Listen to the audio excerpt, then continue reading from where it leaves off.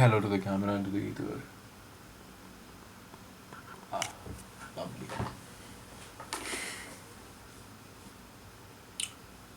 Movement is medicine. It's a medicine that I think I've been avoiding for too long. And that avoidance came to a subtle break. I call it a subtle break because it wasn't as intense as I'd like it to be or well planned out, but I ended up going to the gym today after a week. And I can't help but come to this constant realization, or constant in the sense that I keep coming back to this realization that going to the gym makes me, or rather gives me, a sense of power that really nothing else can match. You often fall into the trap of thinking that self-care looks like sitting in the bed, scrolling, and watching TV. Because, well, you're not expending any effort. It turns out, or at least for me, it turns out, that for something to be truly enjoyable and relaxing, some degree of effort is required.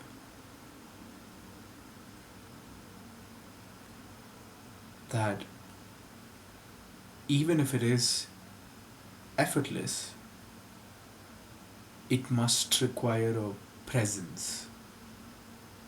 Now, at this point, I'm not able to articulate exactly what I mean, but I kind of drew a parallel from how movement is medicine, and you kind of get stuck in the loop of thinking that if you, well, relax, or rather relax, you will eventually relax with another uh, well regarded piece of wisdom, which is that the inspiration you're looking for is in the work that you're avoiding. And I think the parallel is from the fact that the relief that you are looking for is in the, or rather, the relaxation that you're looking for is in the workouts that you're avoiding. If I had to like force fit those exact words, but you get the gist of it, right? That often we forget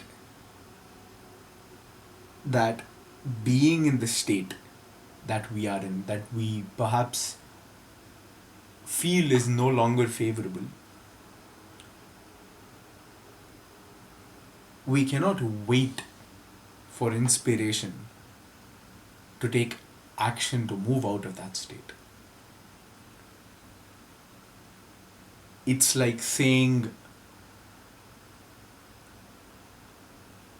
this room is on fire, but I'm going to wait. Or rather, I think the room is on fire is a bad example. I don't think nobody would go into I don't think anybody would go into a flaming room on purpose. Let's say this is a sauna, and I come into the sauna with the hopes of getting warmer, and what happens is that there is a point in the sauna where it no longer does me good. The point of experience is to know that point where there is no longer a positive return for you. So you leave. And I guess you draw that kind of enjoyment graph for anything that you do.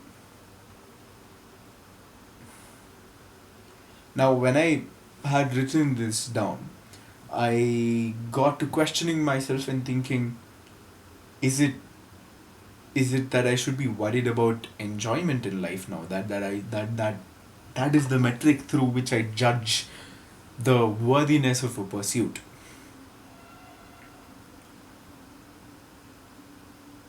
And then I asked, what is enjoyment at all? Now, as you've noticed, from where I started to the point where we're at now in the thought process, we've completely branched out and devolved from the initial thought. And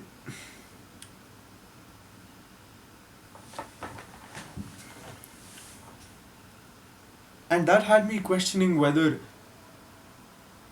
a message with a singular focus is more effective than a message that is all encompassing, that is more a pure capture of the chaotic natural path of life.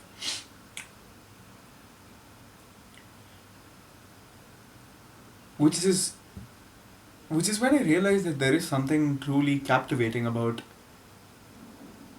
a focused singular message, a grand vision.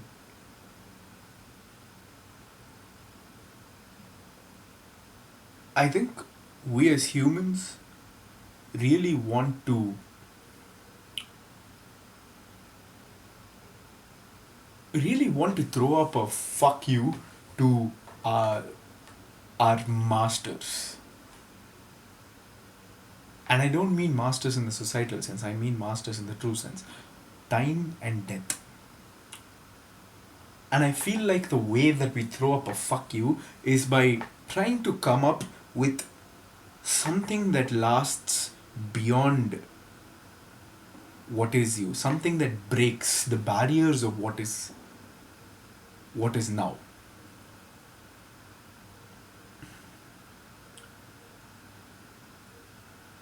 Something that is inconceivable for reality.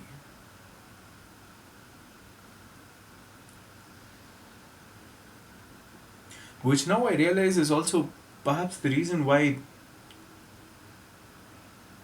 movies hold so much appeal.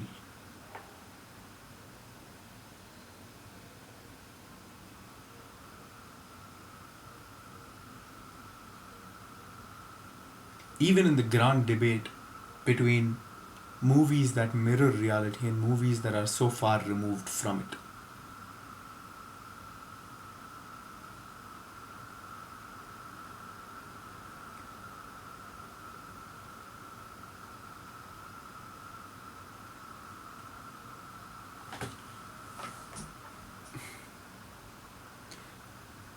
Now there's a reason that this video is titled Clarity and Confidence. Of all the things that I just talked about throughout, they were all through a natural flow of thoughts in my head. And I was worried as to how I'm going to talk about this today. And besides this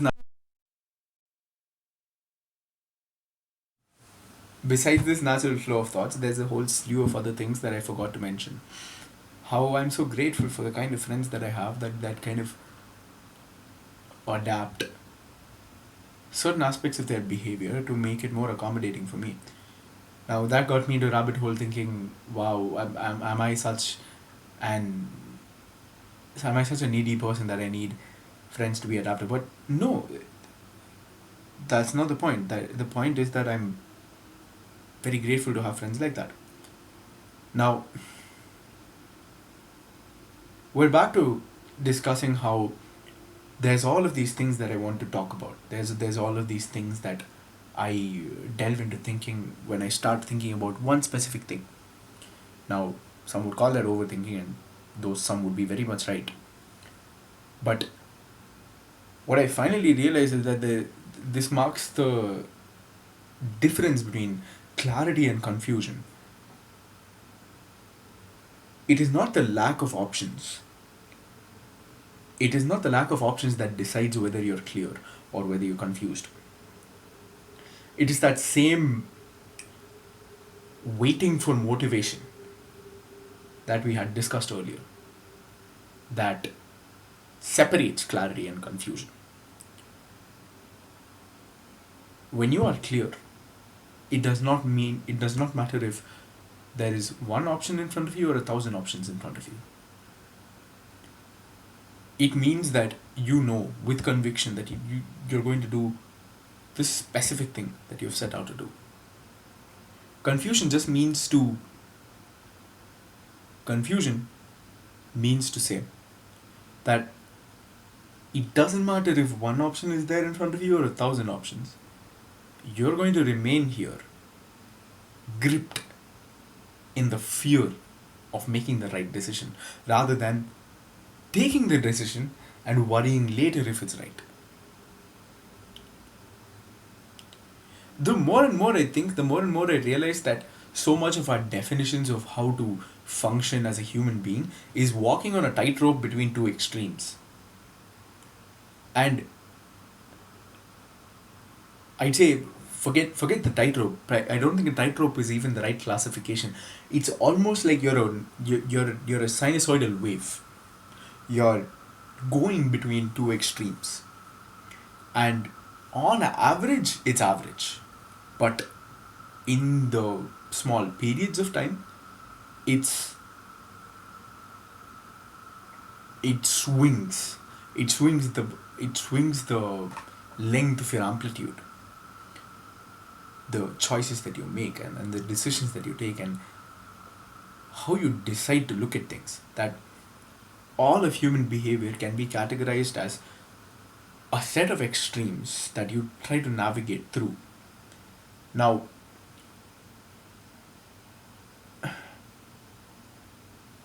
now perhaps is why when I realized that why so many people say that the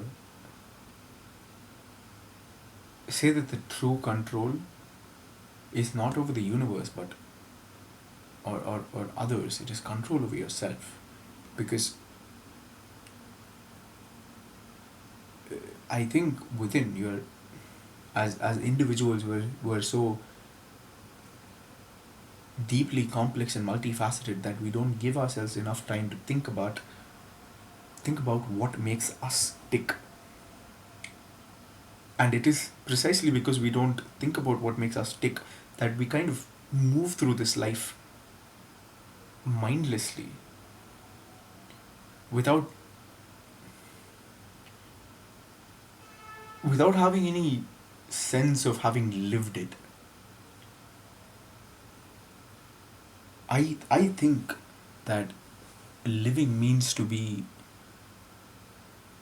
present and conscious. However chaotic or ordered it may be.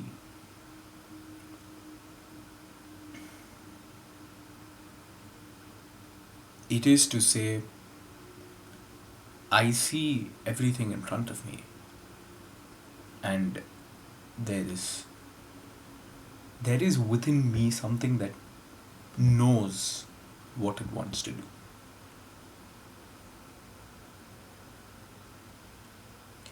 And I guess silence is about giving more and more of that voice a platform.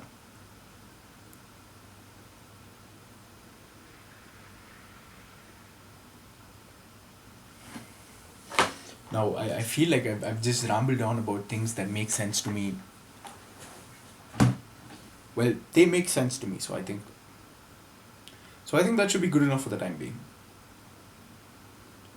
And the thing is, this might very well be a bunch of convoluted things that don't make sense, or even fancy words put together to well sedate yourself into thinking that you're competent enough. But I don't know what is so what is so dismal about wanting to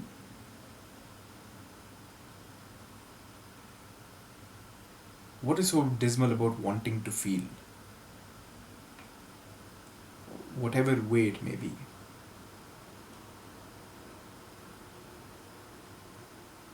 What is so shameful in trying that we so openly and easily dismiss our own impulses to attempt, even if we think we look stupid. When in reality, I'm nobody is looking. Literally, nobody is looking. There is no viewer, so it doesn't matter.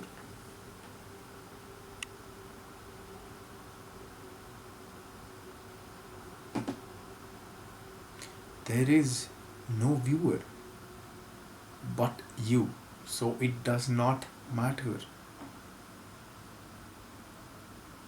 You're the only one that is going to consume the narrative of your life for the rest of your life. So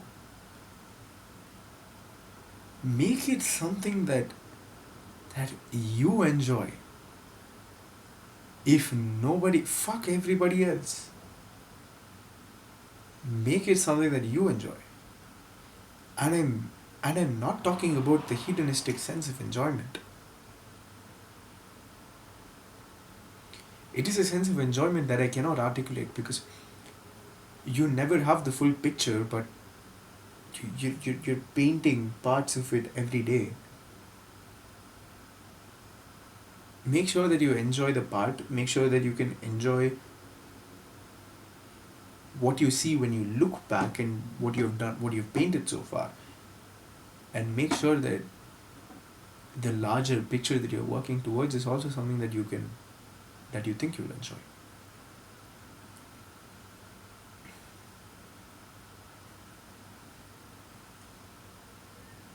Now, as to enjoyment, that might be a constantly evolving definition for you. And that does not matter either. It's fine.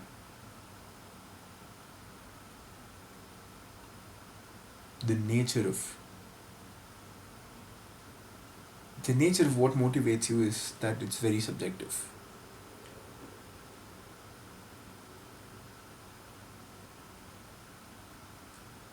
Now I'm worried it isn't subject.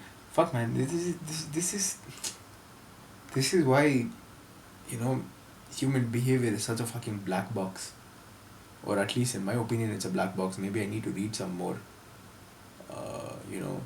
psychology and actual neuroscience books, because I often feel that I'm the biggest part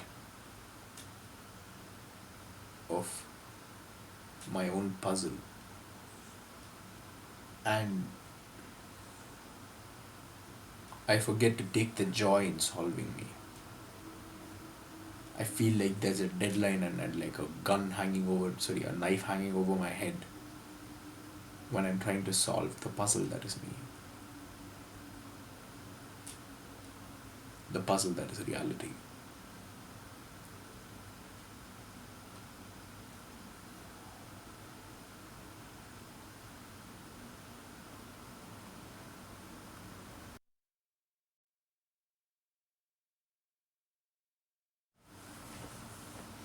I think there is, I think there very much is such a thing as overthinking. And I feel like I'm there. I'm there. And I'm convinced that it's a good thing that I think so much. That I think so much about life. I think I need to read I think I need to read somebody's words to get out of this.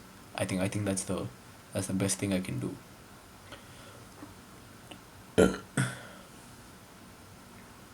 It's like oh yeah, it's it's the trifecta that I keep talking about. That that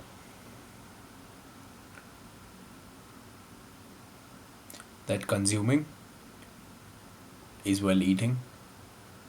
Consuming media, literature, content is like eating. I wouldn't say consuming content is like eating, but it's like eating junk food, like candy for fucking breakfast. It's not great, but still eating. And silence and meditation and kind of journaling is like digesting. And creating is like pooping, but like just like how do I? It's not like you're expelling the wasteful byproducts. It's like or rather, it's not pooping. It's the process of all of the nutrients that you absorbed kind of like going into your system. So I think I haven't been consuming enough. So right now I'm trying to absorb nutrients, but diddly and squat are coming out. So which is why I think the whole the, today's whole stream was just pure absolute fuck all overthinking kind of chaos, um, which I have no problems with. But I know that I need to take some time reading now because I think I'm done inhabiting my own head for a while. I will go inhabit somebody else's head, which is the most lovely thing about reading a book. I remember reading a quote that I think Carl Sagan said somewhere. I think I look it up in Carl Sagan book quote.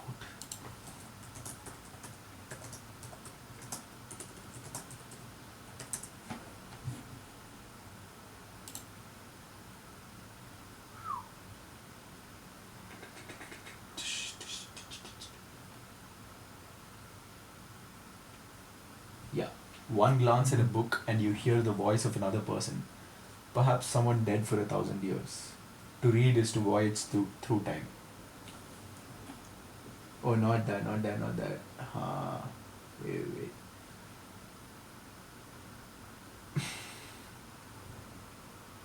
What an astonishing thing a book is. It's a flat object made from a tree with flexible parts on which are imprinted lots of funny dark squiggles. But one glance at it, and you're inside the mind of another person, maybe somebody dead for thousands of years. Across the millennia, an author is speaking clearly and silently in your head, directly to you.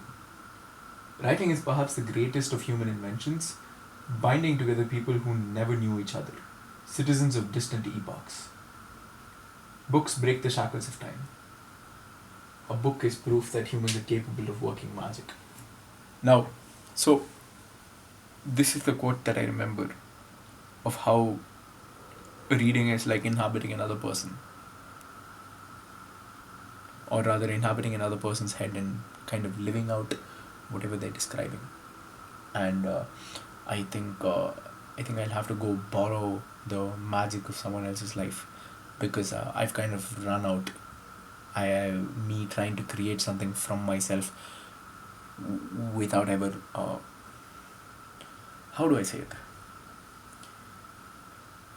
I can't articulate it well, but I'm just dry heaving at this point.